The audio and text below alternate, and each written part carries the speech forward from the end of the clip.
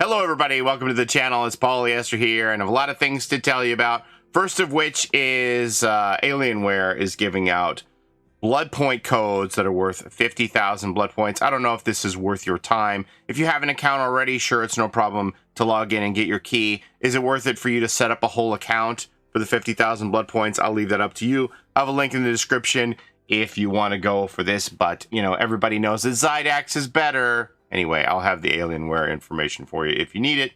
Then Dead by Daylight gave us a teaser for the upcoming Castlevania chapter here with this post that says, "Last sighted in the village square." Let me go ahead and play this for you.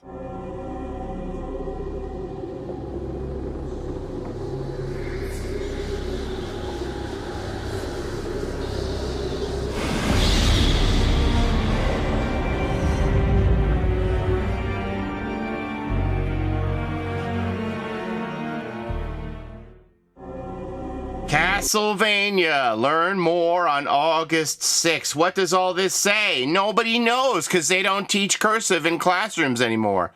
But lucky for you, you got an old codger like me around who still knows how to read this mystical ancient language. So it says here, a chorus of shrill cries announces the malign swarm, an ill omen. They take flight with wings like stretched skin and travel under the cloak of night. In the darkness, their eyes glow a hellfire red. They seem naturally drawn to blood. Last sighted in the village square, summoned in a cloud of mist. So it says learn more on August 6th, which is presumably when the public test build is going to be for this chapter. I'll be streaming the public test build live, and we can figure out what's going on with this upcoming Castlevania chapter together. Dead by Daylight also put out the info for everything else that is going to be in the PTB, not related to Castlevania. So we'll read through that here in a minute. And they also gave us this snapshot here of everything they have planned to almost the end of the year here. We're more than halfway through the year. Time to check in with the live updates the team will be working on for the rest of 2024. As always, timelines may change, but we'll keep you updated as we progress. So for August, this bit here is going to be all the stuff that is in the PTB that we're going to read more in depth here in a minute.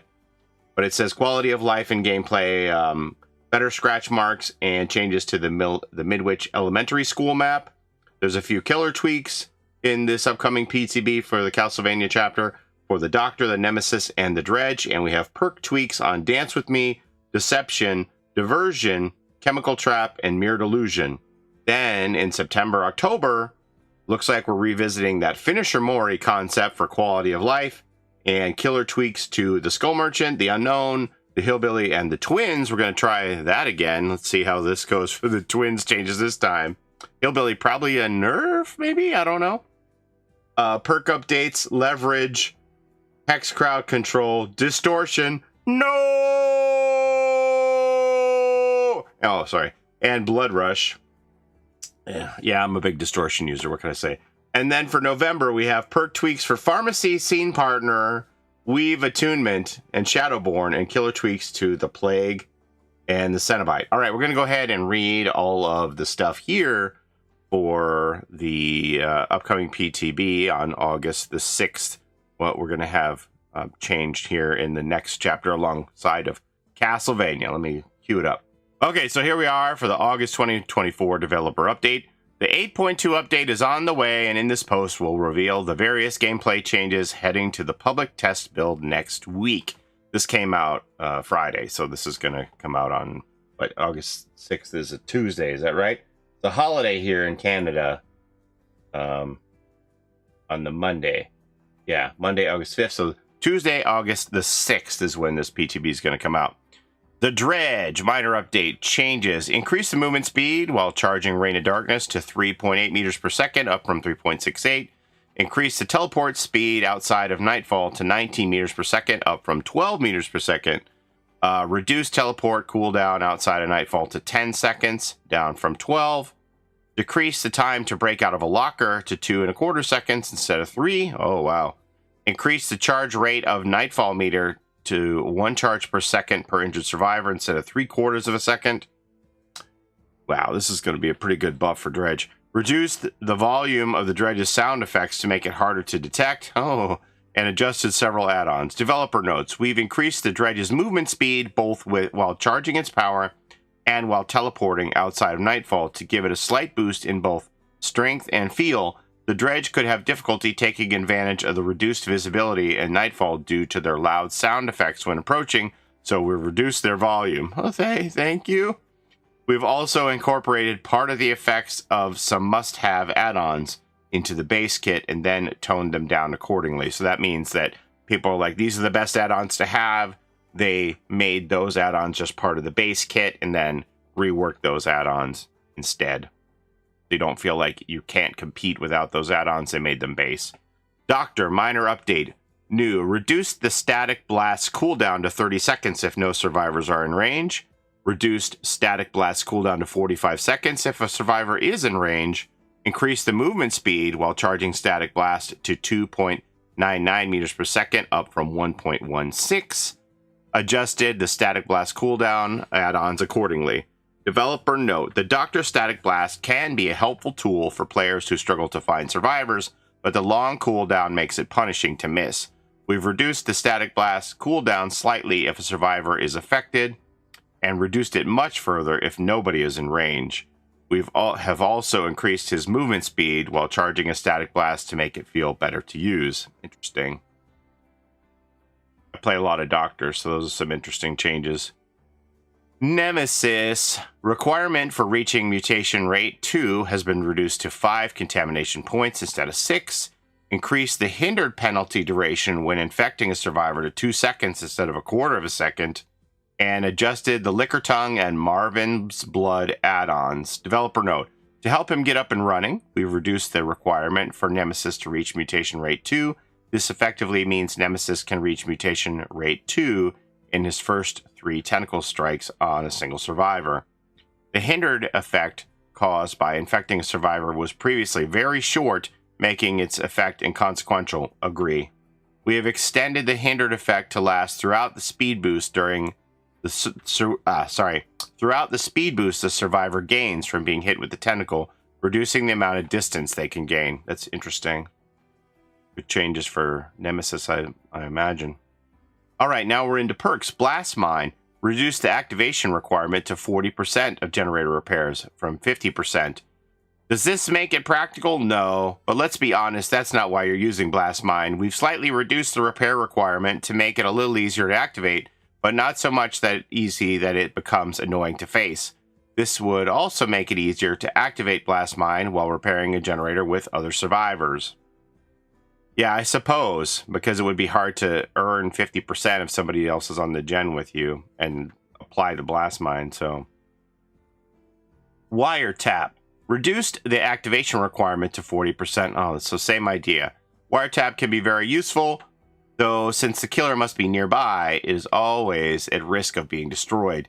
To get it back up and running sooner, we've reduced the repair requirements slightly. Chemical Trap. Reduced the activation requirement to 20% of generator repairs. Was 50. It was way too long for the amount of practical use you could get out of this.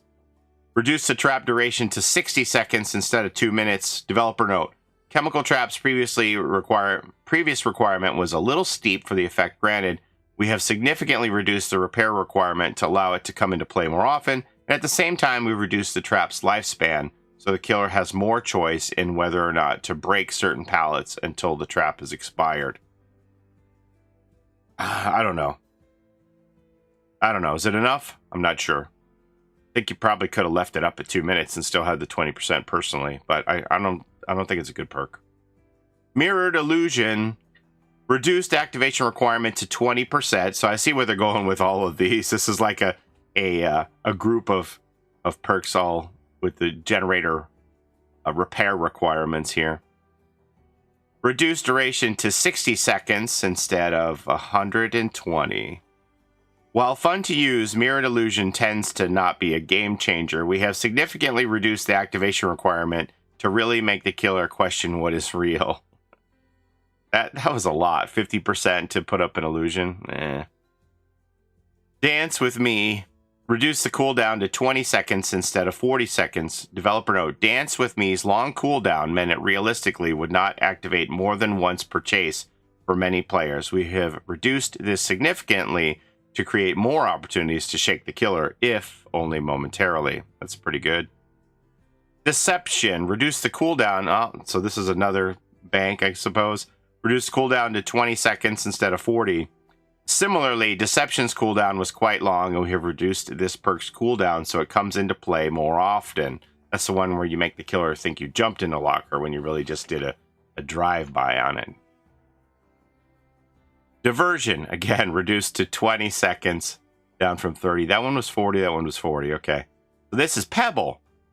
Diversion requires being within the killer's terror radius without being chased. This is much stricter than a typical cooldown, so we've cut the requirement down significantly. Gonna be a lot of pebbles now. 20 seconds, that's pretty good.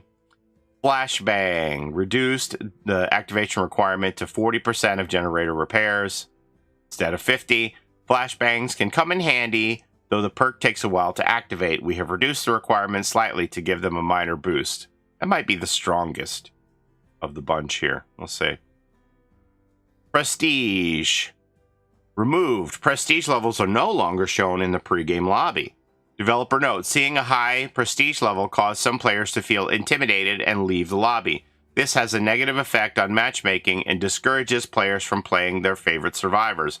Yeah, you'd see a lot of survivors who were used to getting dodged at P100, and then they would just last second switch to their P100, which I don't think really survivors should be able to last second switch. They should be locked in to their character the same way that a killer is, in my opinion.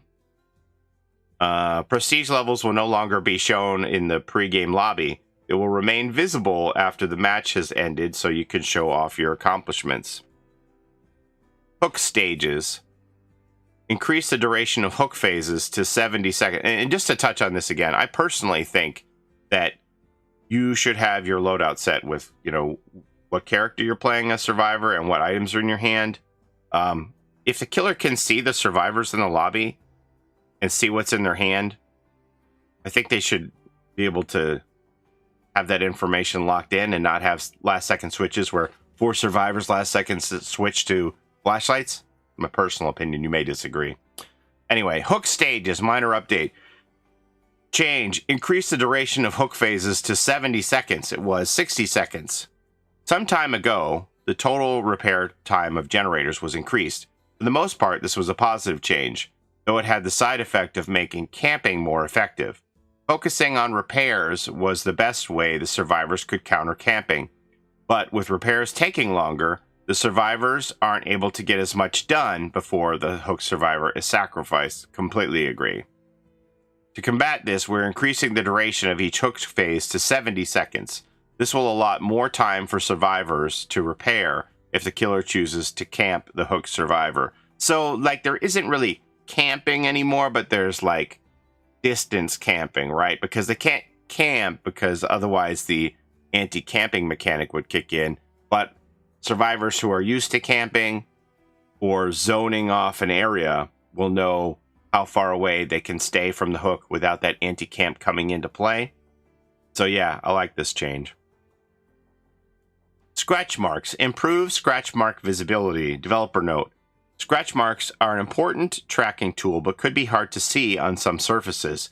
We reviewed each map to ensure that they are adequately visible. Okay.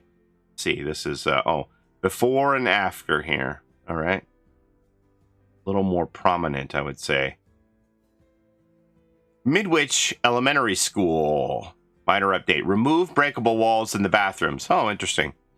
Navigating the map could be difficult for those who don't have it memorized. To make it easier to get between floors, we've removed the breakable walls which previously blocked a path between floors in the bathroom to improve vertical mobility. Altered the layout of hallways to reduce long-range visibility and added objects near exit gates to reduce visibility. The hallways used to have long sightlines, making it easy to spot approaching killers and difficult for survivors to hide. We have moved some objects around to limit visibility in the hallways. We've also added objects obstructing the view of the exit gates to make it harder to stand in the center of the map and monitor both exit gates at once. Those are the easiest gates to watch in the game. So anything that can kind of like make it so the killer has to go check on the gate more directly would be welcome, because those are the easiest gates to guard in the game. There's no doubt about it. Interested to see what the new hallways look like, though. Oh, that's it. And until next time, the Dead by Daylight team. All right. So what do you think about all of this? I'm interested to check these doctor changes. These Dredge changes kind of terrify me, if I'm being honest. It's often curious to me when they release these kind of changes at the same time that they're going to release new chapter, because I wonder how many people are going to actually test this stuff and not play the new chapter in the PTB. I don't know. We'll see. But that's what we have for you here. Coming up on August the 6th, I will be live streaming the PTB on the Tuesday whenever it goes live, and we'll check it all out together along with that new content for Castlevania. So that's all I have to show you today. As always, thank you so very much for watching. I appreciate the time you spend here with me on my channel. Don't forget to like, comment, and subscribe, as it helps the channel a ton. And don't forget to take care of each other in and out of the fog. And we'll see you next time. Have a great day, everybody. Bye-bye. It's a Gen Rush life for us. It's a Gen Rush life for us. Set a hiding, we do gens. Set a randoms, we got friends. It's a Gen Rush life.